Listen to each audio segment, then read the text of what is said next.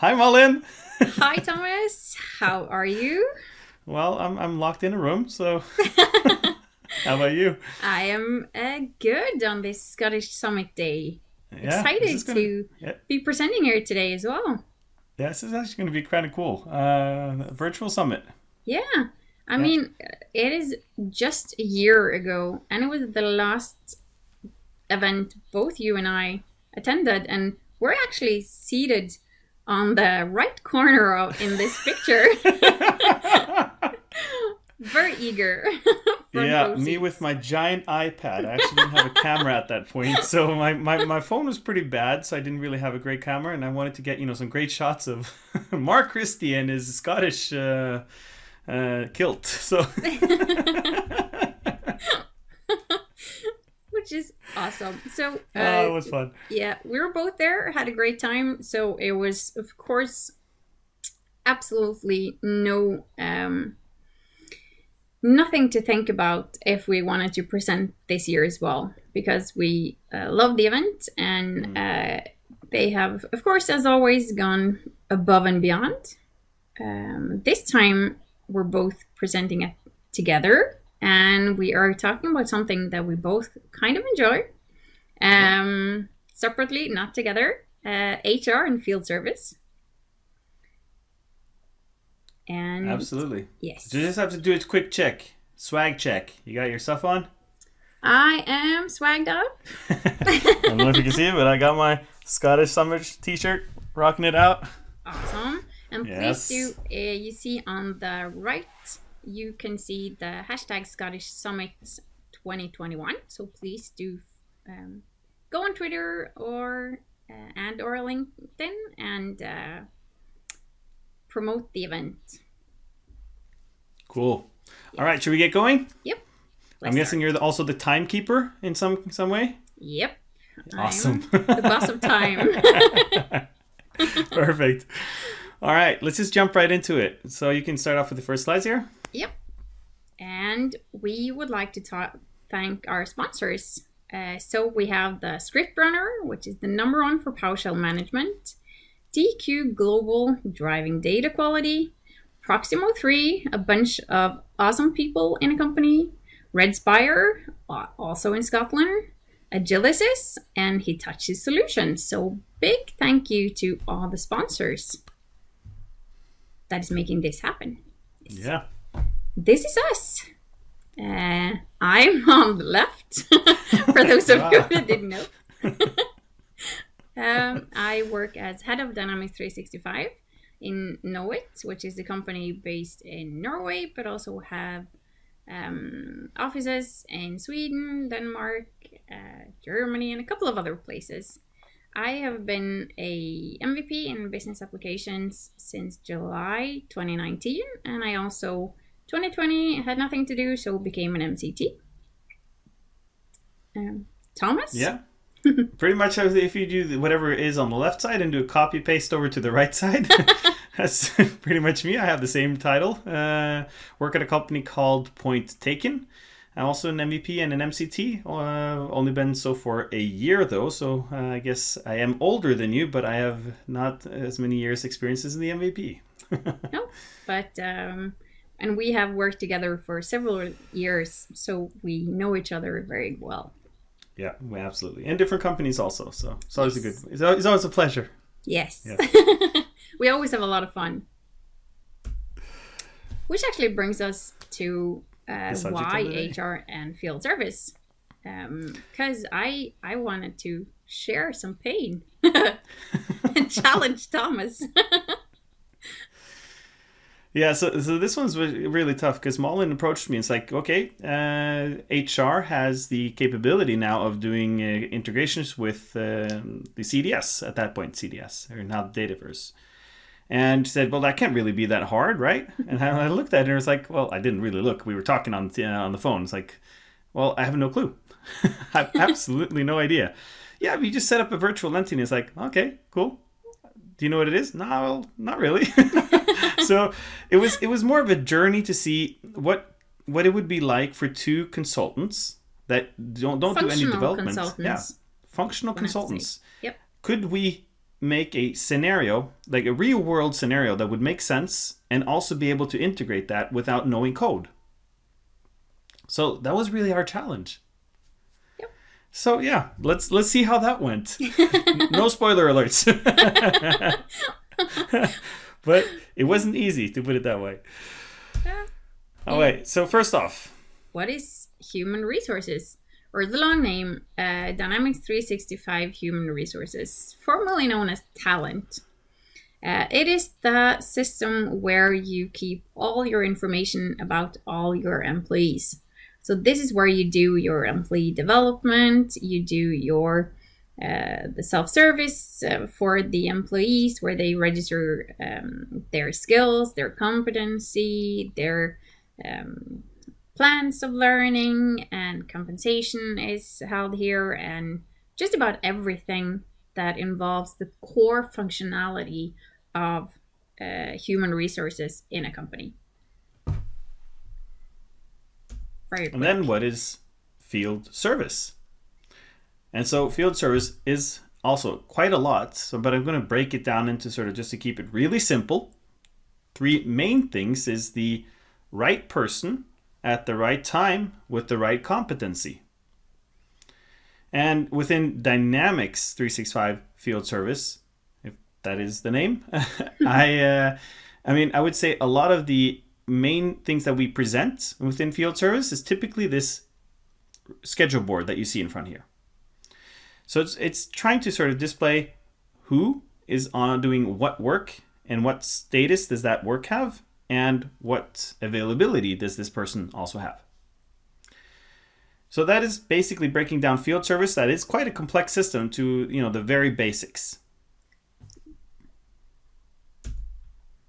So why do we want to integrate these 2 systems?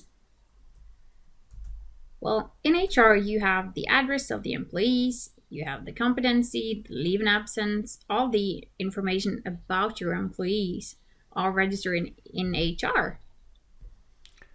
And those are the exact things that I need in field service, because I need to know the location, I need to know the competency, and I also need to know the availability. Yep. So all of these things make a lot of sense.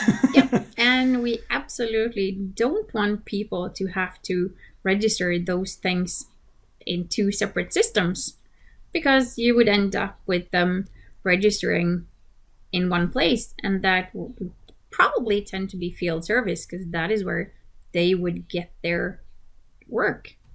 Yeah. And we want the information in HR because that is where it belongs and it should be maintained there, but it should also go over to field service. Exactly. So one source of information, or at least one master data source for information. Yep. In some cases here. So we're going to start this off by meet Ted Howard. Yes, this is Ted. He is a transport coordinator. He has worked a really long time in the company. You can see on the far right side, he's worked 15, almost 16 years. And this is the information and the data we have on Ted in HR. Ted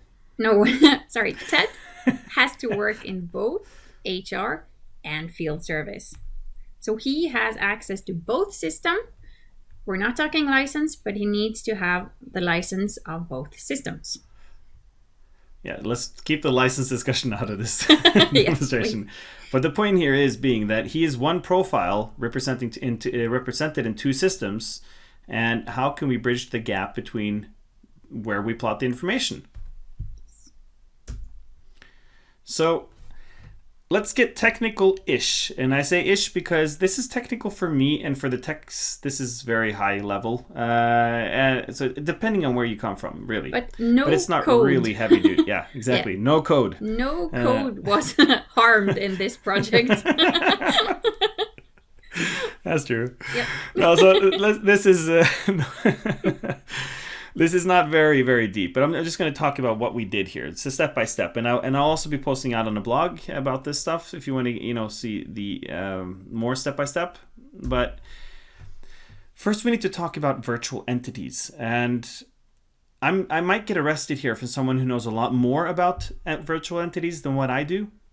But The idea about the virtual entity, and it says here CDS, and we all know that it's now the Dataverse, that's fine. But the virtual entity is an entity within the CDS that's not really there. The data is stored outside in an external system, but it is represented in the CDS as if it were there.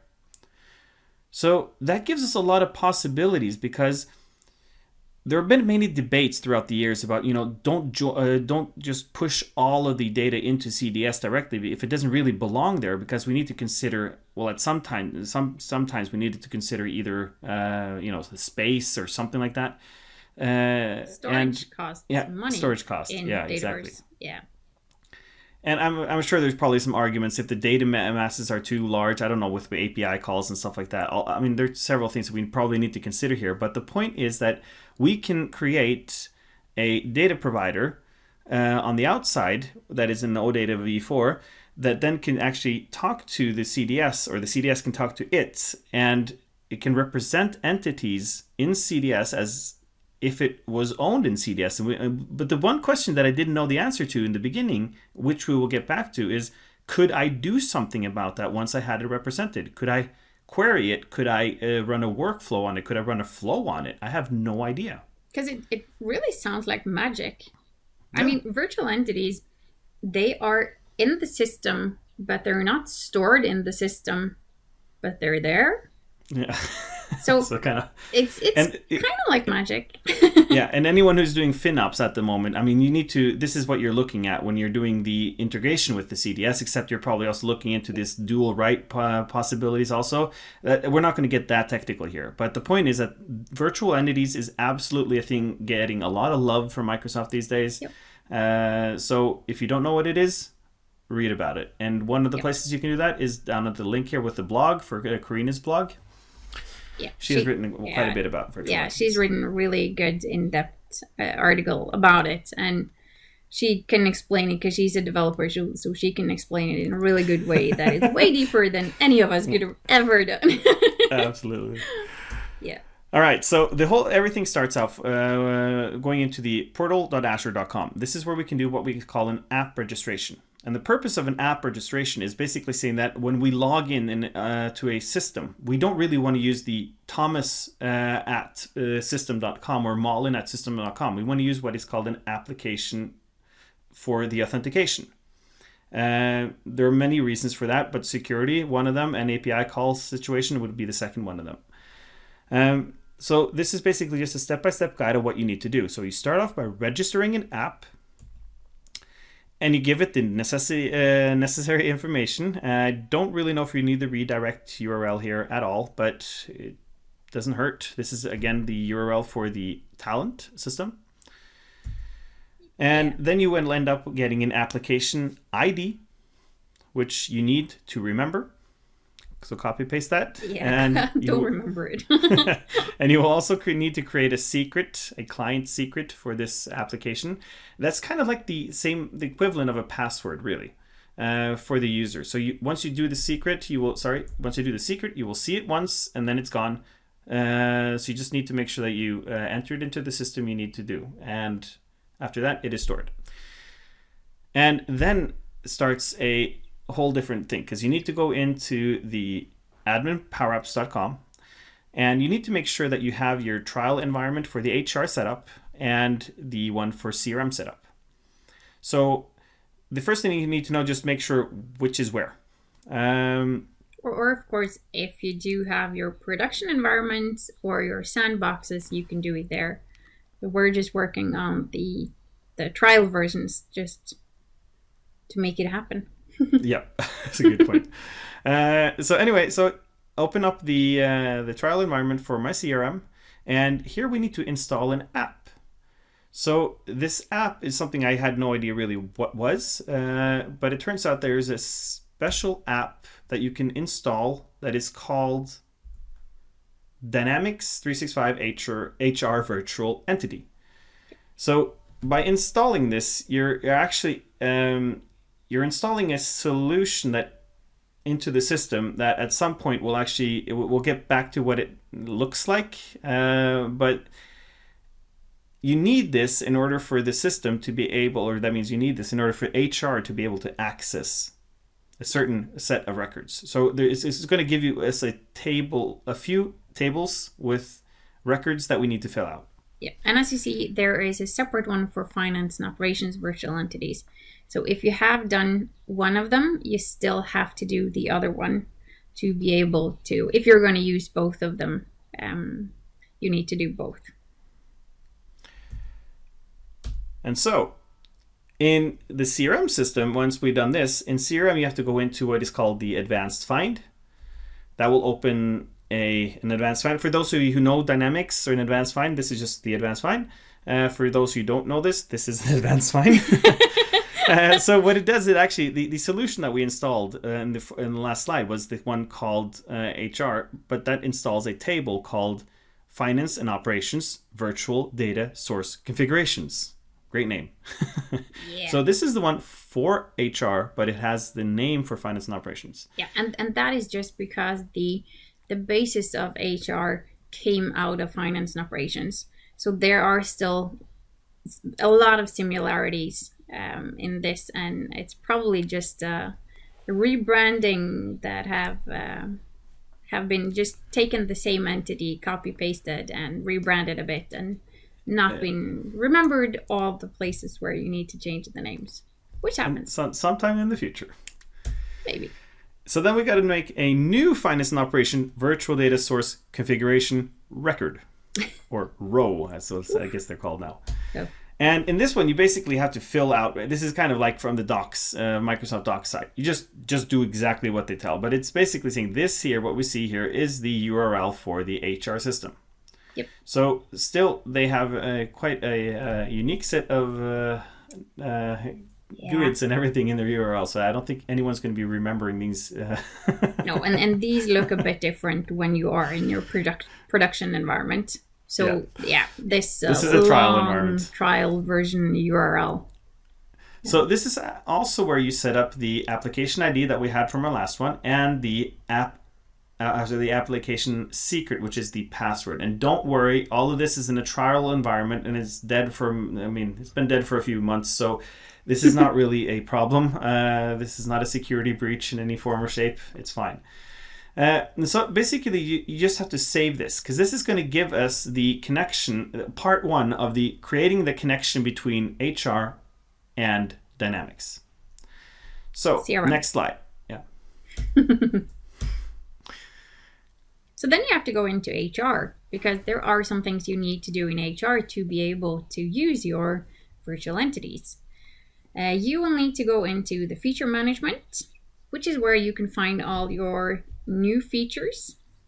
And there will probably be a lot if you don't enable everyone when they first come, like I do.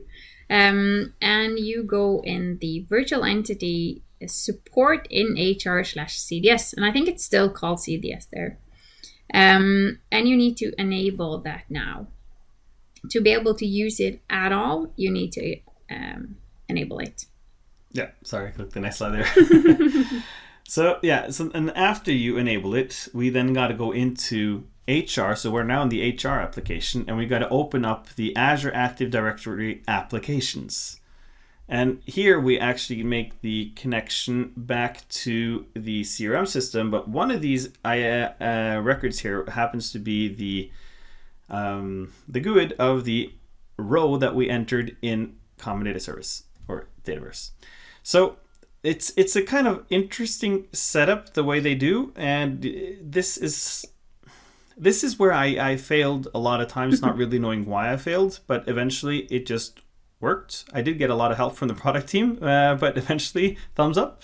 So at least we got a connection up and running, meaning that I could then open in the HR system the Common Data Service configuration, where I then could finally click on the virtual entities, which was disabled before, as Malin was talking about. You add the virtual entities as an option.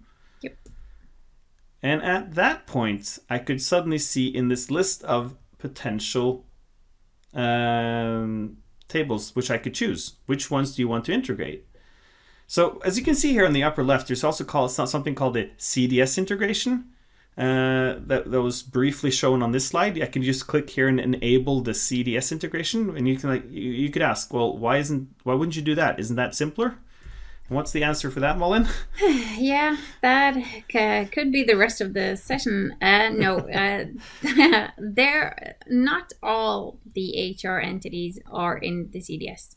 Parts of them are in CDS, and there is a link where you can find all the HR entities that are stored in CDS. So you can turn on the CDS integration and get some of the data over to CDS.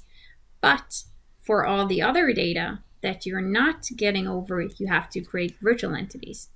And I was hoping that everything in HR came over to CDS.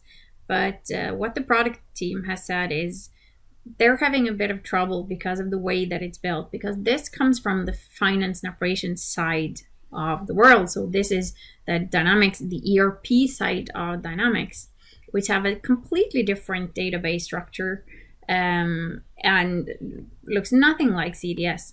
And they have found that once they start to try and take out some of the entities and store it in CDS and everything looks good, then suddenly it makes everything else just crumble and die in HR, in the F&O database. So they have had some trouble putting everything over in the CDS. But in my opinion, virtual entities really are much better, because CDS storage costs money, and if you're using the virtual entities, you don't store it directly, so it doesn't take up any room in your CDS. So it's really just a better solution for everyone. Maybe. but anyway, so the thing, the next challenge I had was, because I mean, what we're talking about is, well, you do have the table called skills in the CDS integration. And so it's like, well, why can't you just take that? And it's like, okay, fine, I'll try. The skill actually only contains skills. It doesn't contain any connections to, well, who has the skills. So that's why the CDS integration renders as kind of, at the moment, useless for me in this case scenario. Yeah.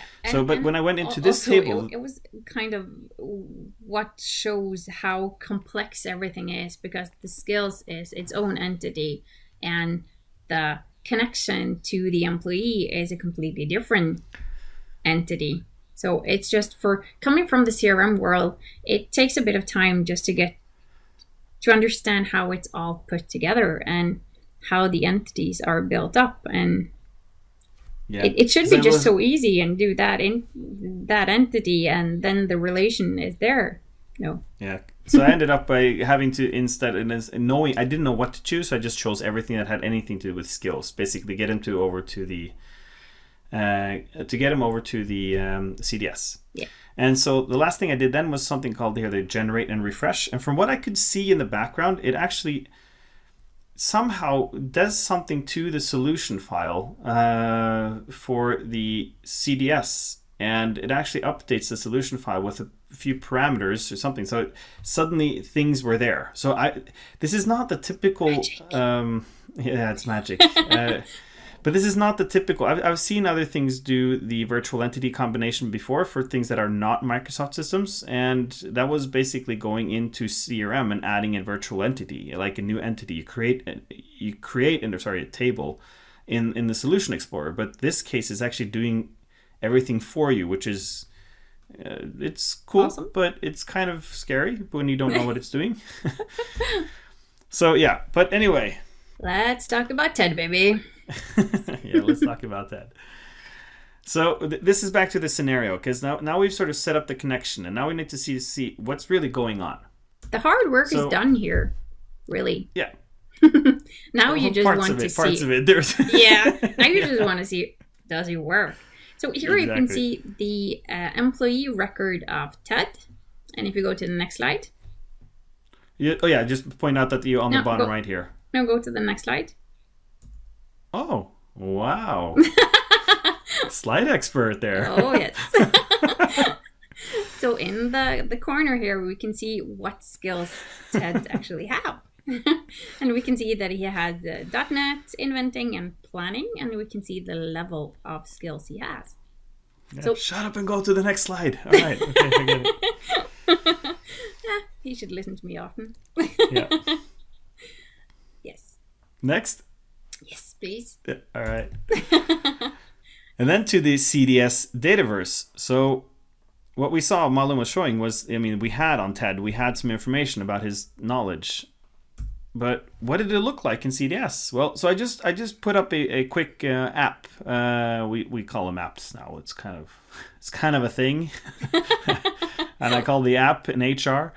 But anyways, I just added on to the entities that I could find from the HR, which had the name skill in them, and eventually I found. I had to check out. So eventually I found what we called an employee, which is great, and we found Ted Howard in all of the tables, and Ted Howard is uniquely known as HR 000033.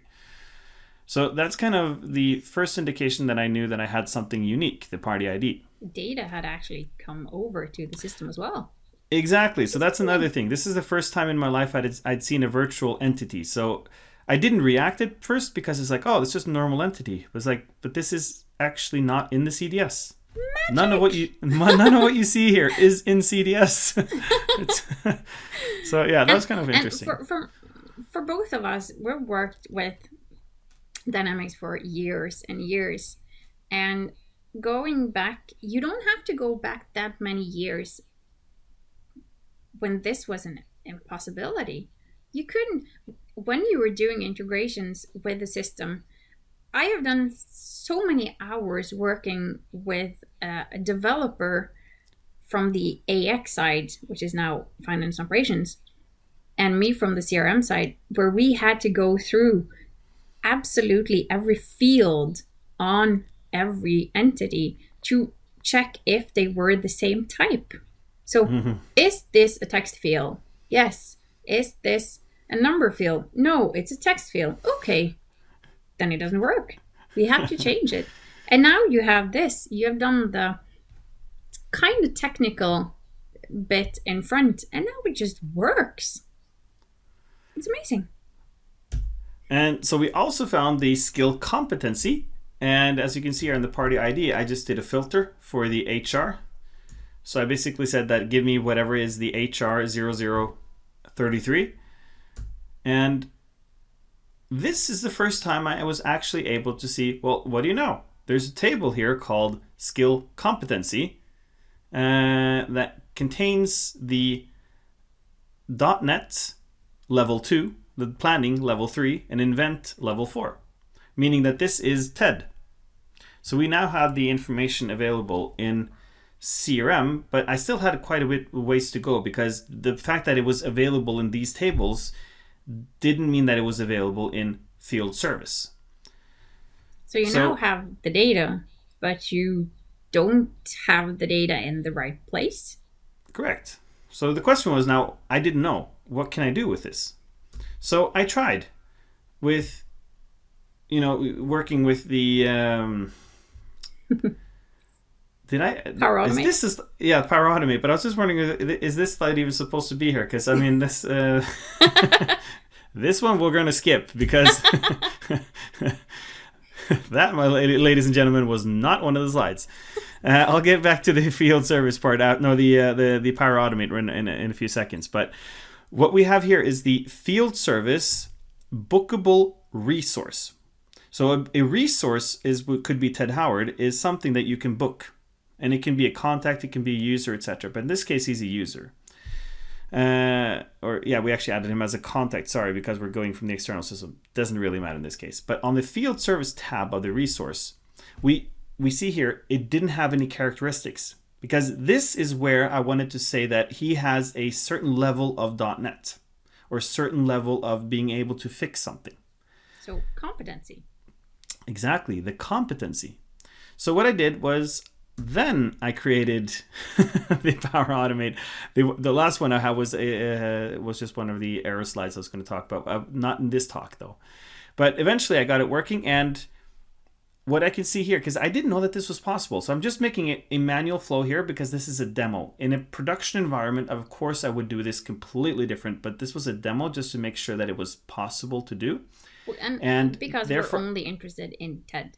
Yeah, basically. So the ID here, I'm basically going to the table, which is a virtual entity. I'm saying this once more because I was not sure that I could do this in Flow. I'm getting the employee from the virtual entity, and I'm just hard coding his GUID at this moment. His ID. That's fine. This is just for the demonstration. And then based on the compose here, I just wanted to see, well, what do I get out of it? And on the compose, as you can see here, when I did just to see what is the data that we were receiving, this is Ted Howard. So this is actually a flow working with virtual entities. Never tried that before. So that was kind of cool. So that opened the hope that I could actually do something more with the competency and connect them to the resource TED. And that's what we did with this flow. So again, it's like this is just manually hard-coded things in here, but you get the point. So what I was doing here is saying, get all of the skills for TED. Yeah, for TED, because TED is HR 33. And they're going to loop through everything. And I'm just going to say that if TED has a .NET skill, in this case, skill is equal to .NET, then apply that skill to TED in Dynamics. So I'm going to go into him and do his bookable resource characteristic. And I'm going to say his characteristic. Again, I'm hard coding everything here because this is just a test. But you get the point. I can just go here and use the exact same values based on the right resource and say that because we found that TED has .NET, I'm going to update his level of .NET, and I'm going to update this in his Dynamics CRM system. So suddenly we see competency registered in CRM. In field service. Meaning that, huh? In field service. What did I say? Is that CRM? CRM. All right. Always. So, Dynamics 365 field service, whatever it's called. No, it doesn't. But the whole point here is that, I mean, this might just seem very obvious for people. Yeah, but it's just an entity. Well, for me, it was actually kind of interesting. This wasn't a virtual entity. We did by a flow just get the data from HR, and we still haven't written a single line of code. And we now have Ted Howard in the CRM system with the characteristics saying that he has .NET level expert. Yep. And I mean, if we go back 5 years, well, not that long even, this was not easy. This was... Well, not for me, at least. It was impossible for me. This was developer and hours of making things work because it wasn't easy. Yeah. So... Magic. Yeah. Clapping hands and confetti and everything. I mean, that was at this point we were pretty hyped. I mean, this was kind of cool because this was kind of the final. I mean, there's just so much magic happening here. Yeah. For us as functional consultants, this is absolute magic because we can actually. This was a high five moment. Yeah, really high virtual high five distance and all that nonsense. Yeah. But yeah, this was for us. This was gold. So closing the gap here, or the loop, not gap. Closing the gap also, I guess, but also more or less the closing the loop of the whole scenario that we built up here. We're back at the schedule board. And once we're working in the schedule board, my whole point was saying, well, could I then find the person with a skill set that we'd gotten from HR? So in this case, we go into the schedule board and we start off by adding a filter. And in the filter, I'm going to say, I want someone here with the characteristics of .NET expert. And click search. And what do you know? Ted Howard appears. So, I mean, this is the end of sort of like starting off from the HR, just making sure that if you're in one system, adding all of the competencies, making sure that he has all of his certifications, whatever you want to call it, characteristics. We can sync that over to, via virtual entities and Flow, Power Automate, to Microsoft Field Service and keep it again. So, yeah. And again, it's just going back to making sure your employees have one system to do their data input, because they should only update their information and update their address and update their characteristics and competency, skills, certifications, you name it, in one system. Yeah. And we have just shown for field service, but the same will apply to to project, because you also want to have the skills and competency in operations, and you definitely do not want people to have to register it 3 times, 4 times, 5 systems, you name it. There are just so many systems, and you should think that maybe they all speak together because they're in the same world, but with virtual entities you can actually make it happen. Yeah. So the final end. Did we make it? Aye. Yes, we did. Thumbs up. Very good. Yeah, very good. And well, we've said it so many times, but I think both of us were really shocked when we did this. Well, of course, there were some trouble in the start getting it all to work and just seeing where everything was and how to do it, because the first steps that you did going through Azure and everything, it's just, you have to do it that way.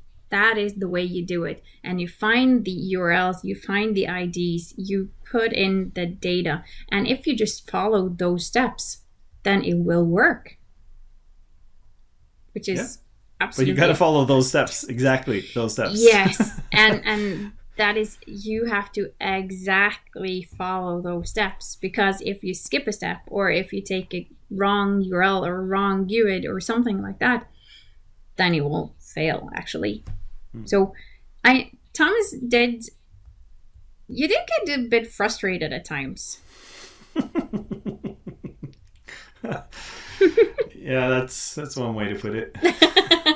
And of course, and I had a bit of fun in it all, because you were kind of frustrated when you started working on the HR side, because just both of us being dynamic CRM people from back when it was CRM, I have now worked with HR and learned the structure and the way that it is built up since 2018.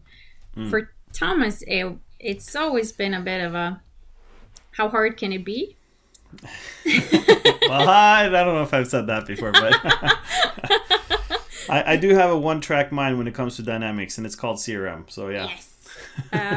And it was really funny to me to just the simple point where you do the search. So where you register, the search is completely different in the CRM world than it is in the ERP world. In CRM, you search for a record or table.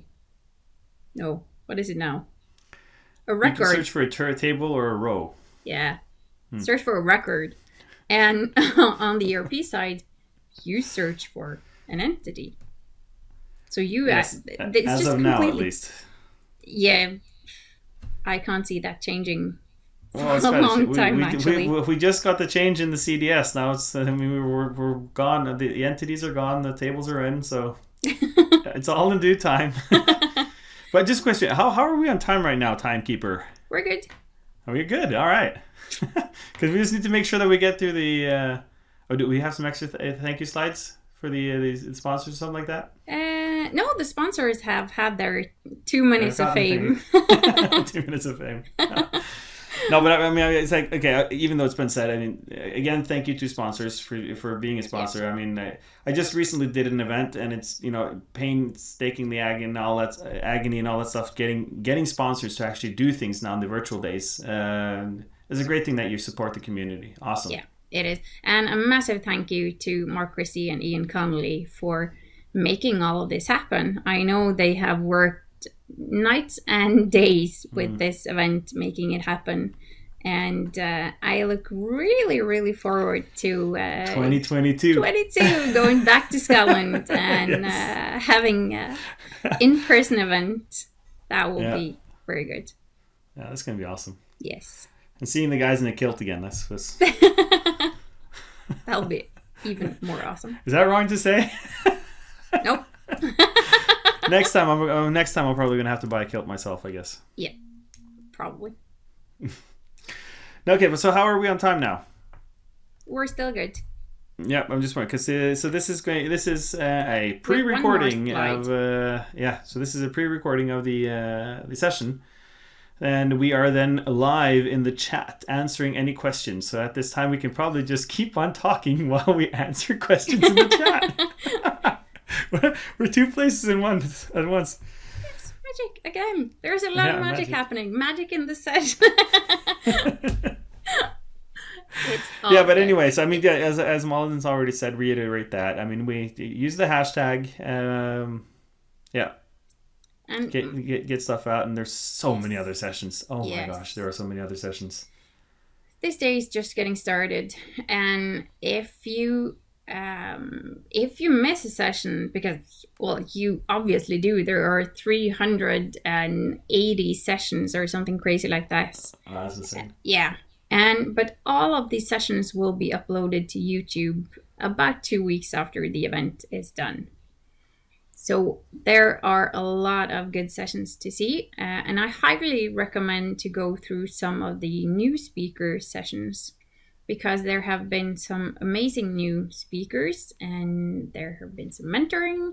So I've heard a couple of the sessions before, and I know I'm just in awe of them being new speakers. They are so professional and really, really good. So please go and watch the new speaker room. So they have their own room for just new speakers? They have their own room, and in the week leading up to the Saturday, they also have, I think it's 2 or 3 sessions each day from Monday. Three sessions per day, I think. Yeah. So there is a lot of good content from people within finance and operations talking about user adoption, to people having come into this community and built their career and taken a lot of certifications, to I know someone has actually built kind of like Spotify in Portals, which is insane. Oh. There's just so many things you can do if you only have the skills and competency to do it. And sometimes the imagination, I guess. I mean, if you see some of these power apps that people are creating, you really do need a vivid imagination in order to be able to create it, not just the technical skills. Yeah, Scott Durrow's Lemmings app, out of this world. Yeah. So thank you so much for listening to our nonsense for almost 45 minutes. How long has it been? Almost 45. Well, give me a number. I think we're about 41. Oh, 41. All right, so that's not too bad. Yeah, so I'm sure people will appreciate getting a few minutes, to stretch their legs. We're close to lunch, aren't we? Because we're 11. 11. Still a bit to go to lunch, but. Well, and I normally eat a lunch 11:15. So. I mean, you're like a hobbit. You eat a second breakfast. Well, I figured out that I'm actually the Corona thing is quite nice to me, because I do continuous Corona testing, as I say, because you need to check. I mean, the perfect test is just to see if you can still taste food. So if you just go around and eat food all the time, different foods, I mean, you don't have Corona. Yeah, as long as you keep up with your training as well. Nope. That's the problem. I mean, being an ex-pro athlete, you still eat the same, but you don't train at all. So one day that will go very bad. So anyway, should we just say thank you for now? Again, thank you for listening to us, and enjoy the rest of the day. Absolutely. All right.